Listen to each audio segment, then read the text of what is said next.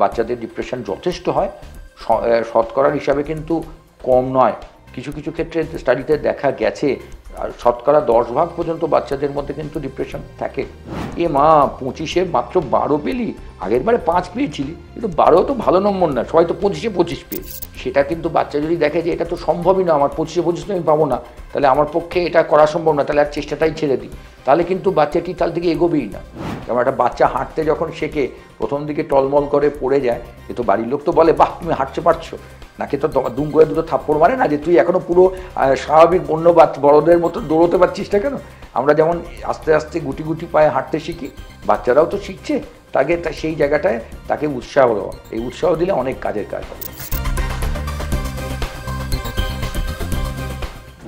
Depression শুধু যে বড়দেরই গ্রাস করছে তা নয়, গ্রাস করছে বাচ্চাদেরও। বাচ্চাদের মেন্টাল হেলথ খারাপ হওয়ার পিছনে কি বাবা মারা দায়ী? কিসের জন্য তাদের মেন্টাল হেলথ খারাপ হচ্ছে দিনে দিনে?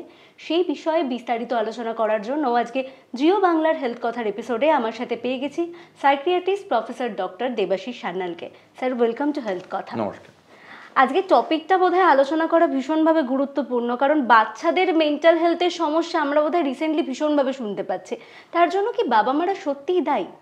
হ্যাঁ, প্রথম কথাটাই হচ্ছে এটা নিয়ে বিশাল আলোচিত বিষয় যে বাচ্চাদের বাবা মাদের মানসিক চাপের কারণে, পড়াশুনোর চাপের কারণে বাচ্চাদের সমস্যা, কিন্তু এটি কিন্তু সম্পূর্ণ সত্যি নয়। বাচ্চার যে কোনো রোগ, মানসিক রোগ তো বটেই, ডিপ্রেশনের ক্ষেত্রেও একটি জিনিস কাজ করে না। একটি বাচ্চার ডিপ্রেশন হতে গেলে তার জেনেটিক পার্ট থেকে শুরু করে বিভিন্ন রকম হরমোনাল ডিসব্যালেন্স, যেমন থাইরয়েড প্রবলেম, এগুলো যেমন থাকতে পারে, ঠিক তেমনি তার মানসিক চাপ, মনস্তাত্ত্বিক যে চাপের ব্যাপার, তো সেটার পিছনে বাবা মার ভূমিকা যেমন থাকতে পারে, আমাদের এই পুরো শিক্ষা ব্যবস্থা তারও একটা বিরাট ভয়ঙ্কর ভূমিকা থাকতেই পারে। এর বিষয়ে বলা যেতে পারে আজকে একটি বাচ্চাকে পড়াশোনার জন্য বাবা মা খুব চাপ দিচ্ছেন, তার একদম খেলাধুলোর সময় নেই, অন্য কিছুর সময় নেই, না পড়াশুনো ভালো হলেই তাকে খুব বকাবকি করছেন, নানা রকম অসুবিধে। কিন্তু এটার পিছনে কিন্তু বাবা মার একটি যুক্তি থেকে যাচ্ছে, স্কুলই তো প্রচণ্ড চাপ দিচ্ছে।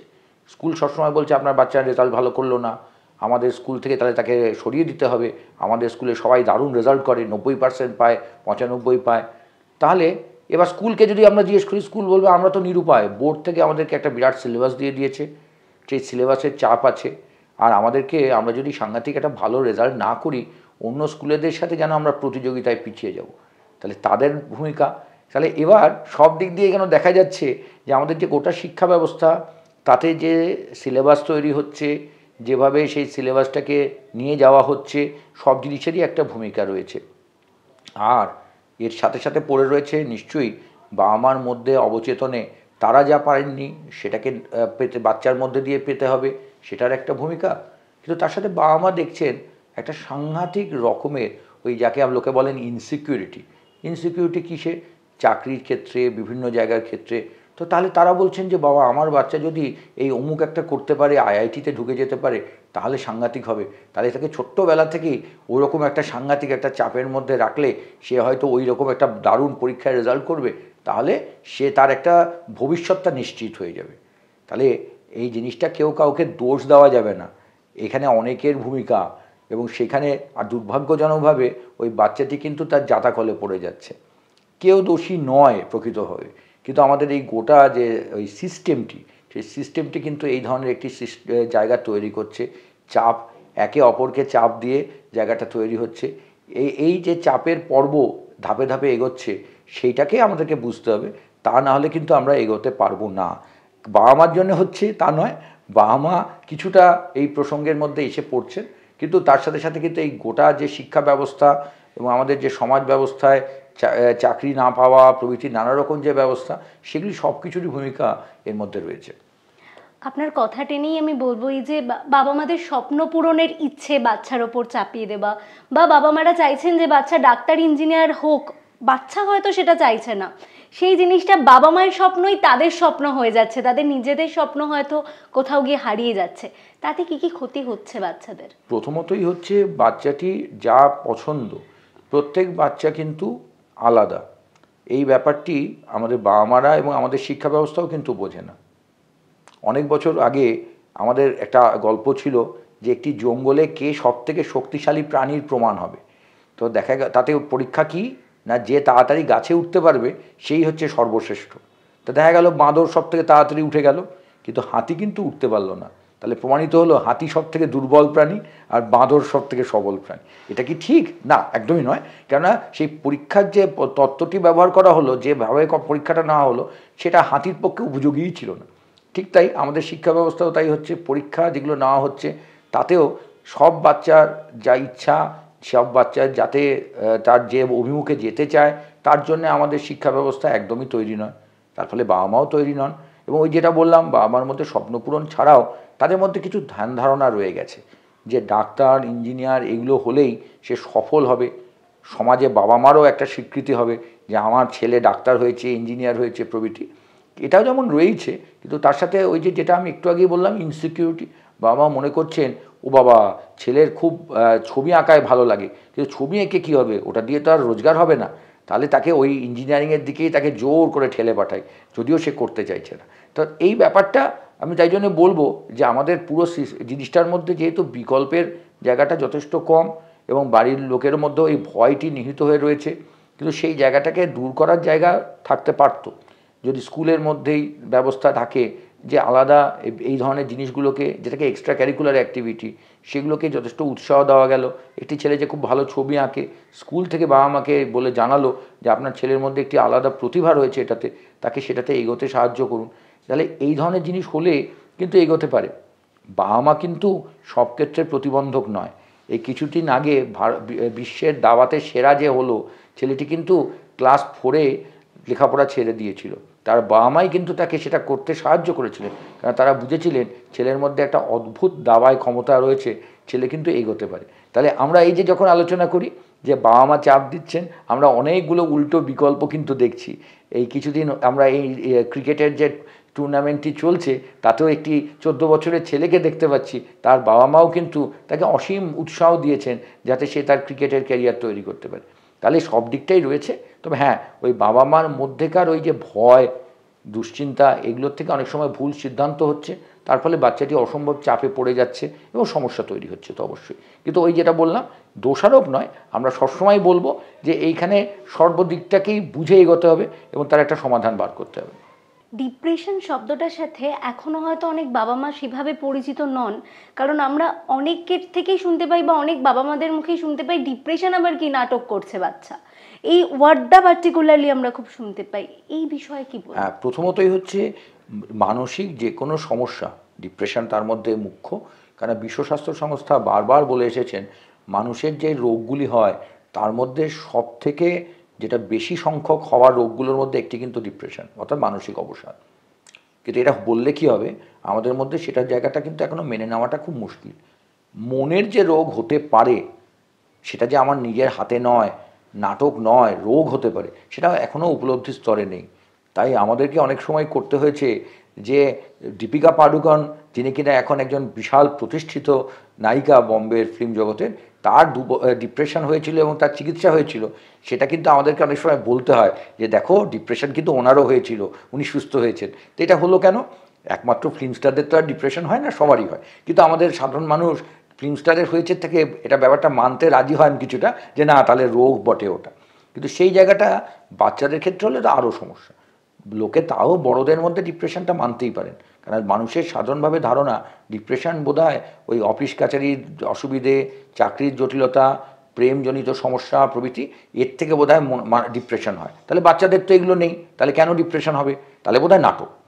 তা ডিপ্রেশন কিন্তু একটা রোগ, তাতে ব্রেনের ভিতরকার কিছু কেমিক্যাল পরিবর্তন হয়। ডিপ্রেশন হওয়ার পিছনে কিছু কিছু ক্ষেত্রে জেনেটিক ব্যাপার থাকে, বংশগত ব্যাপার থাকে। তাছাড়াও ব্রেনের ভিতরকার কিছু চেঞ্জেস, হরমোনগত চেঞ্জ, সবগুলোর সাথে কিন্তু এই মানসিক অবসাদ যুক্ত। তার সাথে যুক্ত হয় মানসিক চাপ, এগুলোর ভূমিকা। তাহলে ডিপ্রেশন একটি রোগ। এবার ডিপ্রেশন তাহলে বানিয়ে বলতে পারেন না একজন। বাচ্চাদের ডিপ্রেশন যথেষ্ট হয়, শতকরার হিসাবে কিন্তু কম নয়। কিছু কিছু ক্ষেত্রে স্টাডিতে দেখা গেছে শতকরা 10 ভাগ পর্যন্ত বাচ্চাদের মধ্যে কিন্তু ডিপ্রেশন থাকে। ডিপ্রেশনের কিন্তু আরেকটা বিপজ্জনক প্রবণতা হচ্ছে আত্মহত্যা প্রবণতা। আমরা যখন ভয়ঙ্কর ঘটনাটি ঘটে যায়, একটি ছাত্রছাত্রী আত্মহত্যা করে ফেললেন, তাই নিয়ে প্রচণ্ড হই হই, কেউ বাবা মাকে দোষ দিলেন, কেউ অন্য কিছু বললেন, কিন্তু এই যে আত্মহত্যাটি হলো তার পিছনে অধিকাংশ ক্ষেত্রেই কিন্তু মানসিক অবসাদের একটা ভূমিকা থাকে, যেটা কিন্তু চিকিৎসাযোগ্য। মানসিক অবসাদ একটি তাহলে রোগ, তার চিকিৎসাও আছে। তাই মানসিক অবসাদটা বুঝবো কী করে? মন তো আমাদের সবার খারাপ হয়, তাহলে এমনি মন খারাপ হলে কি ডিপ্রেশন রোগ? না, রোগ ডিপ্রেশন হতে গেলে মন খারাপটা কিন্তু বেশিরভাগ সময় থাকতে হবে। বেশিরভাগ সময়, দিনের বেশিরভাগ সময় যখন আমি জেগে আছি আমার মনটা বেশিরভাগ সময়টাই খারাপ। আবার একটানা 2 সপ্তাহ জুড়ে আমার কিন্তু এই মন খারাপটা চলছে। তাছাড়াও দেখা যাচ্ছে আমি কোনো কিছুতে আনন্দ পাচ্ছি না। একটি বাড়ির লোক দেখছে, আগেও রেগুলার ফুটবলটা খেলতো, এখন আর ফুটবল খেলতে যায় না। আগে ভীষণ টিভি দেখার ব্যাপার ছিল, বাড়ির লোক এই নিয়ে কত বকাবকি করেছে, কিন্তু এখন আর টিভিটা দেখে না। এখন তার ঘুমের গণ্ডগোল হয়ে যাচ্ছে, ঘুম বেড়ে যাচ্ছে বা কমে যাচ্ছে।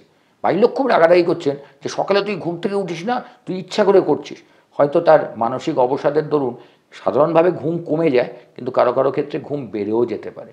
এছাড়াও খিদে কমে যাচ্ছে, বা অনেক ক্ষেত্রে বেশি খাচ্ছে, বা একটা ভীষণ অপরাধ বোধ কাজ করছে, বলছে আমার দ্বারা কিছু হবে না, সব ভীষণ একটা নিজের জীবন সম্বন্ধে একটা নেগেটিভ চিন্তা, হোপলেস ভাব, এগুলো সে বাড়ির লোককে হয়তো বলছে, কিন্তু বাড়ির লোক এটাকে খুব সহজেই উড়িয়ে দেয়, কিন্তু উনি সব কী ভুলভাল বলছে।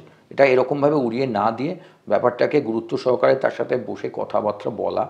যদি দেখা যায় ব্যাপারটা সত্যিই সমস্যার দিকেই যাচ্ছে, অনেক স্কুলে কাউন্সিলর আছেন, তাদের সাহায্য নেওয়া যেতে পারে। এবং যদি খুব তীব্র আকার ধারণ করে তাহলে অবশ্যই মনোরোগ বিশেষজ্ঞর সাথে যোগাযোগ করতে হতে পারে। এখানেও আরেকটা সমস্যা, অতি তীব্র ডিপ্রেশন কিন্তু খালি কাউন্সেলিংয়ের দ্বারা যায় না, সেখানে কিন্তু ওষুধপত্র লাগে। এটাতেও বাড়ির অনেকে খুব আপত্তি করেন, উরি বাবা ছোটো বয়সে ডিপ্রেশন, ওষুধ খাবে, চি চি চি। না, ব্যাপারটা এরকম নয়।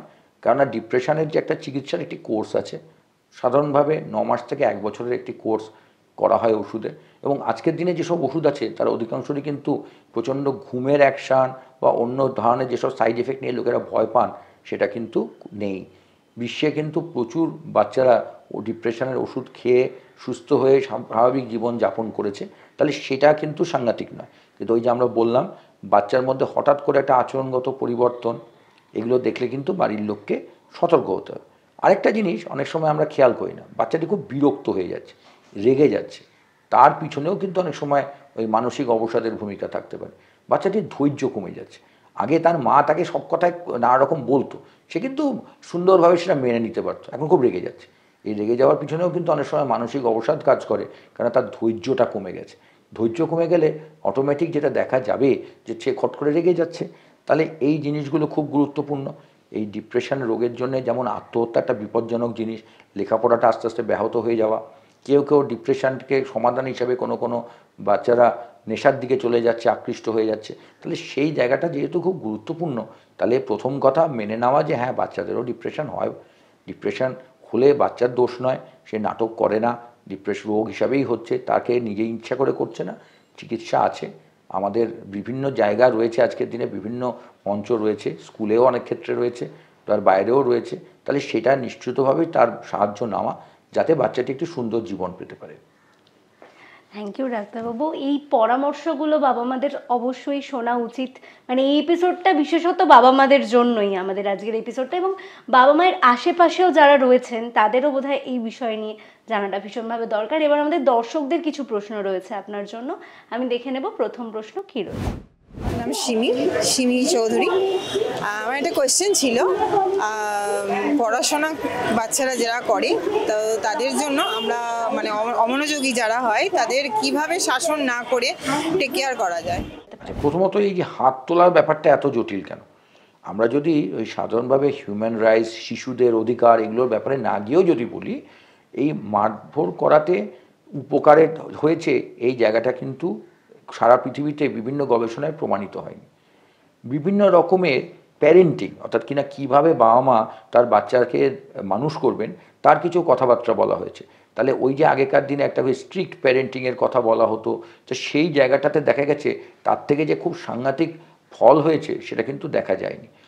অঞ্চ উল্টোটাই দেখা যায়, এই মারপিট এগুলো করতে গিয়ে অধিকাংশ ক্ষেত্রেই বাবা মার নিজস্ব মানসিক যে ব্যাপারগুলি, অর্থাৎ তার যে ভিতরকার রাগ, অধৈর্য হওয়া, এগুলোও ফুটে ওঠে বেশি। তাহলে বাচ্চাকে শাসন করতে গিয়ে তার নিজস্ব অস্বস্তিগুলোকেই তিনি হয়তো প্রকাশ করে ফেলছেন, তাহলে সেটা একটা দিক। কিন্তু বাচ্চার মধ্যে কি হলো, বাচ্চা কিন্তু জানলো যে মা আমার থেকে বয়সে বড়, গায়ের জোর বেশি, তাহলে তাই জন্য আমাকে মারলো। তাহলে তার ক্ষেত্রে অনেক ক্ষেত্রে একটা বিরাট জেদ তৈরি হতে থাকে। এই জেদ তাকে কিন্তু সুস্থ জীবনের পথে এগিয়ে দিতে সাহায্য করে না।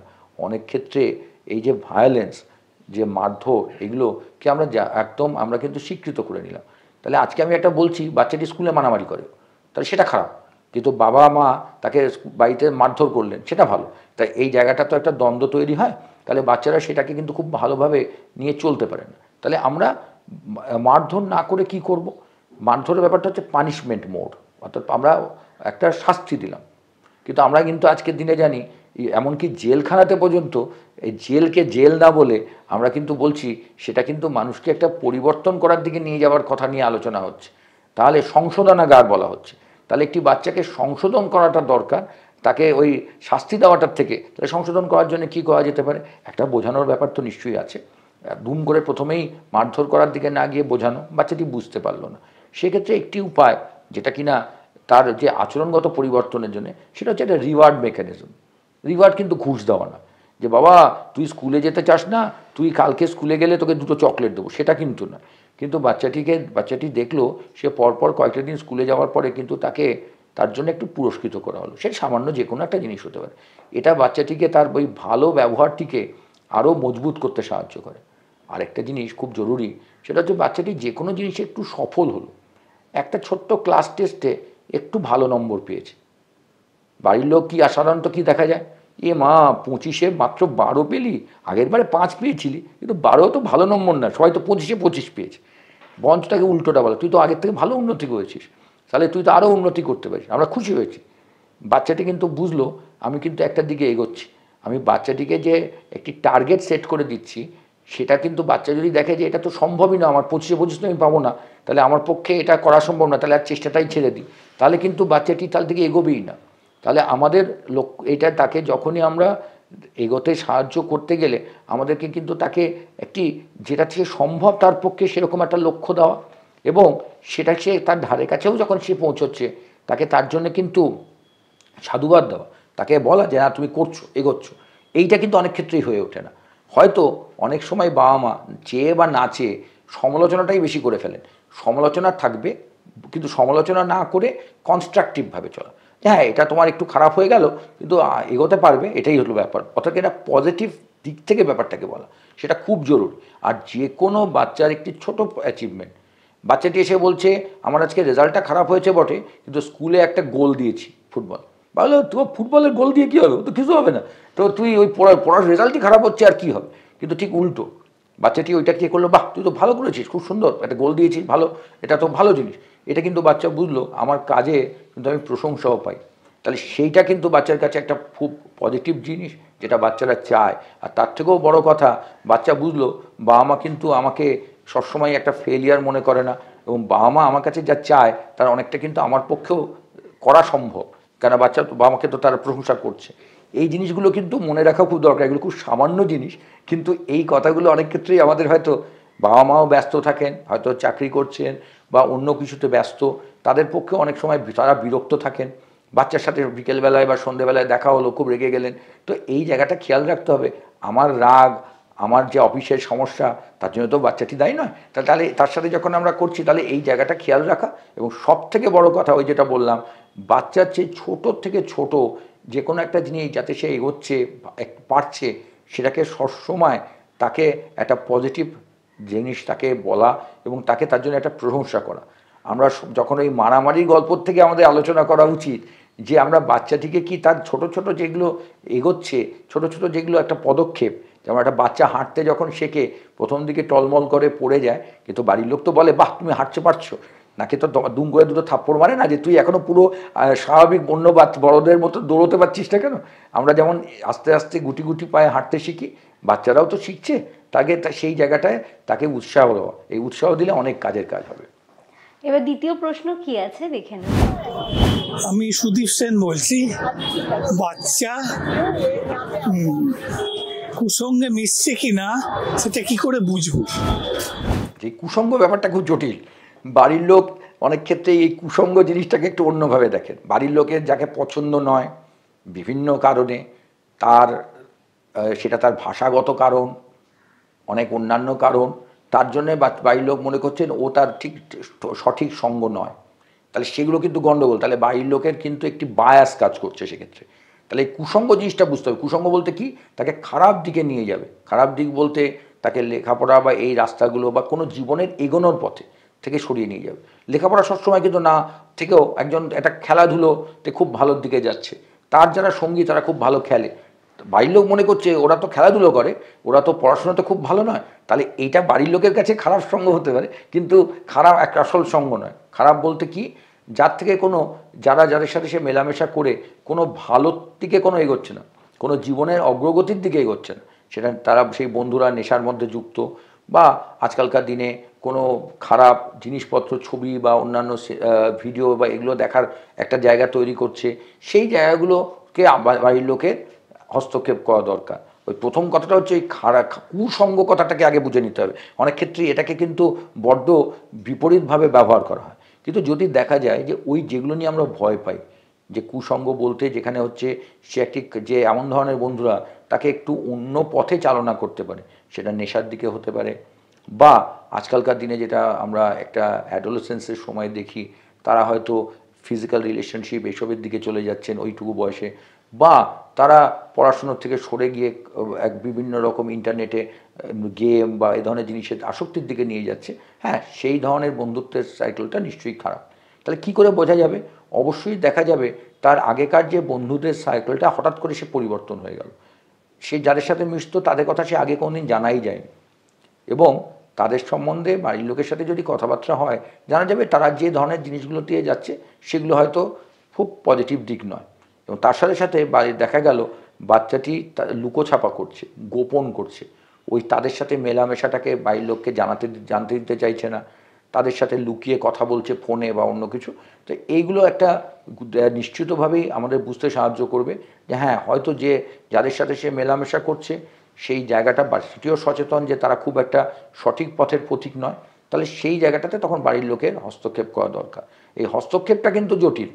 কী করে হস্তক্ষেপ করব? অবশ্যই বাচ্চাটিকে অন্য যে পজিটিভ বন্ধুদের দিকে আকৃষ্ট করার চেষ্টা করা, তাদের সাথে মিশতে এনকারেজ করা। আমি তাকে বললাম যে তুই ওদের সাথে মিশিস না, বাচ্চাটির কিন্তু একমাত্র বন্ধু হচ্ছে তারা, তাহলে বাচ্চাটির কাছে এটা গ্রহণযোগ্য হবে না। তাহলে তাকে আমাদের একটা বিকল্পের সন্ধান দিতে হবে, কিন্তু তার সাথে সাথে অধিকাংশ ক্ষেত্রে এটা হয় না। কারণ আজকের দিনে অধিকাংশ বাচ্চা সারাদিন স্কুল থেকে আসার পর বা স্কুলে যাওয়ার আগে টিউশন, স্কুল পরে আসার পরে আবার টিউশন, তাদের ঠিক সঠিক কোনো মেলামেশার ক্ষেত্রটাই নেই। তাহলে সেক্ষেত্রে তার যে বন্ধু যেটুকু হচ্ছে, সে বাচ্চাটি তাকে ভালো মন্দের প্রভেদ না করে ওটাই আমার বন্ধু বলে চলে আসছে। তাহলে তাকে একটা সঠিক রুটিন দেওয়া, যাতে তার কিন্তু একটা খেলাধুলো বা অন্যান্য মাধ্যমগুলো আছে, তাহলে কিন্তু এই ধরনের সঙ্গ হওয়ার সম্ভাবনাটা কম হয়। অধিকাংশ ক্ষেত্রে কিন্তু আমরা বলি বটে বাচ্চাটি খারাপ সঙ্গে গেল, কিন্তু তার বড় কারণ হচ্ছে বাচ্চাটির কোনো পড়াশুনো টিউশনের বাইরে কোনো জগতই আমরা তৈরি হতে দিই না অনেক ক্ষেত্রে। তাহলে এইগুলোকে যদি আমরা লক্ষ্য রাখি, অনেক ক্ষেত্রে এই কুসঙ্গর ব্যাপারটি আসারই সম্ভাবনা থাকবে না, কারণ তাহলে বাচ্চাটি একটা পজিটিভ দিকে থাকবে। পড়াশুনোর বাইরে যে জগৎটা তৈরি হবে সেই জগৎটাও একটা পজিটিভ জগৎ, সেটা খেলাধুলোর হতে পারে, গান বাজনা শেখার জগৎ হতে পারে, বা অন্য কিছু একটা জগৎ। কিন্তু আমাদের একটা বিকল্প দিতে হবে। বিকল্প না দিয়ে আমরা ভেবে নেব বাচ্চাটি একদম রোবটের মতো চলাফেরা করবে, তা কিন্তু কখনোই হবে না। এটা করতে গিয়ে কিন্তু বিপদ হচ্ছে প্রচুর।